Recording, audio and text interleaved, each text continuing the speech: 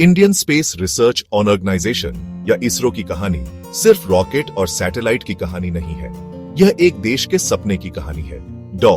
विक्रम साराभाई, जिन्हें अक्सर भारत के स्पेस प्रोग्राम का जनक कहा जाता है, उन्होंने एक ऐसा भविष्य देखा था जहां स्पेस टेक्नोलॉजी आम आदमी की समस्याओं को हल कर सकती थी। उन्होंने एक ऐसे दिन की कल्पना की थी जब सैटेलाइट हमारे पूरे देश के किसानों, मछुआरों और छात्रों की मदद करेंगे। इसका मतलब चांद की दौड़ में मुकाबला करना नहीं था। इसका मतलब था विज्ञान की शक्ति का इस्तेमाल लाखों जिंदगियों को बेहतर बनाने के लिए करना, दूर दराज के गांवों को जोड़ने और विनाशकारी चक्रवातों के आने से पहले उनका पूर्वानुमान लगाने के लिए करना। यह नेक मकसद इसके बाद होने वाली हर चीज के लिए मार्गदर्शक सितारा बन गया। इसरो का ऑफिशियल जन्म 15 अगस्त 1969 को हुआ था। एक ऐसा दिन जिसका हर भारतीय के लिए पहले से ही गहरा महत्व था। यह ऑर्गेनाइजेशन इस विश्वास पर बनाई गई थी कि एक विकासशील देश भी हाईटेक क्षेत्र में महानता हासिल कर सकता है। इसरो के शुरुआती दिन भारी बाधाओं के खिलाफ मानवीय दृढ़ संकल्प की शक्ति का प्रमाण थे। इसके पहले ऑफिस केरल के थुम्बा नाम के एक मछली पकड़ने वाले गांव में एक साधारण चर्च की इमारत में थे। पहले साउंडिंग रॉकेट इतने छोटे थे कि उन्हें साइकिल के पीछे लादकर लॉन्च पैड तक ले जाया गया और उनके नोज कोन को बैलगाड़ियों से ले जाया गया। डॉ. APJ अब्दुल कलाम, जो बाद में भारत के राष्ट्रपति बने, इन्हीं शुरुआती पायनियर्स में से एक थे। उन्होंने करते हुए सीखा, अक्सर कंपोनेंट्स को हाथ से जोड़कर। वैज्ञानिक और इंजीनियर अस्थायी शेड और पुराने चर्च हॉल में काम करते थे, जो उनकी लेबोरेटरी और कंट्रोल सेंटर के रूप में काम करते थे। पहला भारतीय सैटेलाइट आर्यभट्ट 1975 में लॉन्च किया गया।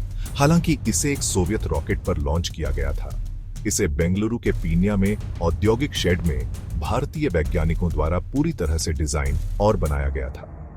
आर्यभट्ट इस उभरते हुए आत्मविश्वास का प्रतीक था और हमारे अपने लॉन्च व्हीकल्स को डेवलप करने की दिशा में एक महत्वपूर्ण कदम था।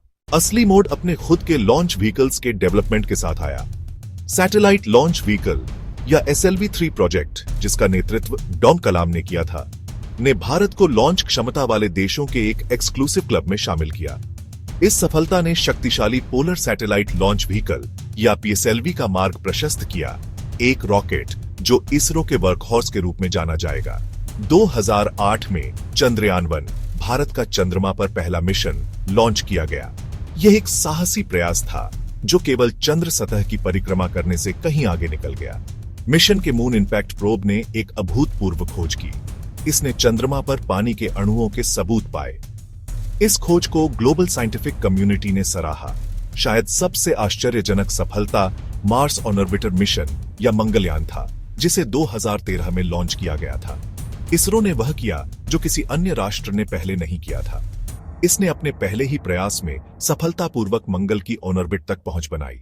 यह मिशन लगभग $74 मिलियन की चौंकाने वाली कम लागत पर पूरा किया गया था। सफल मिशनों की श्रृंखला ने भारत की ग्लोबल स्थिति को मौलिक रूप से बदल दिया।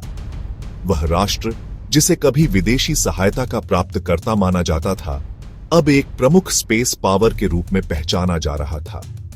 अपने स्वयं के लॉन्च व्हीकल्स और सैटेलाइट कॉन्स्टलेशन होने का मतलब था कि भारत ने स्पेस के महत्वपूर्ण डोमेन में वास्तविक आत्मनिर्भरता हासिल की। हमारे रिमोट सेंसिंग सैटेलाइट से मिला डेटा शहरी प्लानिंग, कृषि पूर्वानुमान, जल संसाधन प्रबंधन और आपदा राहत कार्यों के लिए महत्वपूर्ण हो गया। हमारी अपनी नेविगेशन प्रणाली नेविक ने विदेशी GPS प्रणालियों पर हमारी निर्भरता कम कर दी, जिससे एक सुरक्षित और सटीक पोजिशनिंग सेवा प्रदान की गई। PSLV रॉकेट की सिद्ध विश्वसनीयता और लागत प्रभावशीलता ने इसे अन्य देशों के लिए एक मांग वाली लॉन्च सेवा प्रदाता बना दिया। दुनिया भर के देश इसरो से अपने सैटेलाइट लॉन्च करवाने के लिए लाइन में लगने लगे।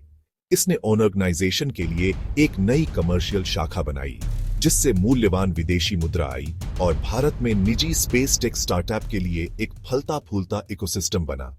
ग्लोबल स्पेस इंडस्ट्री में इसरो का सबसे महत्वपूर्ण बदलाव किफायती इनोवेशन का उसका दर्शन रहा है। मंगलयान मिशन, जिसकी लागत हॉलीवुड फिल्म ग्रेविटी के बजट से भी कम थी, पूरी दुनिया के लिए एक वेक अप कॉल था। इसने साबित किया कि शानदार इंजीनियरिंग और स्मार्ट मैनेजमेंट एक बड़े बजट से ज्यादा महत्वपूर्ण हो सकते हैं। यह लागत प्रभावशीलता इसरो के डीएनए में निहित है। इस किफायती मॉडल की सफलता ने पश्चिमी स्पेस एजेंसियों और निजी कंपनियों को अपनी रणनीतियों पर फिर से विचार करने के लिए मजबूर किया है। इसने स्पेस एक्सप्लोरेशन को लोकतांत्रिक बनाया है। इसरो ने कई छोटे देशों के साथ सक्रिय रूप से सहयोग किया है, जिससे उन्हें अपने पहले सैटेलाइट बनाने और लॉन्च करने में मदद मिली है। साइकिल पर रॉकेट के पुर्जे ले जाने से लेकर सैटेलाइट लॉन्च करने में दुनिया का लीडर बनने तक, इसरो की यात्रा भारतीय उत्कृष्टता की एक शक्तिशाली कहानी है।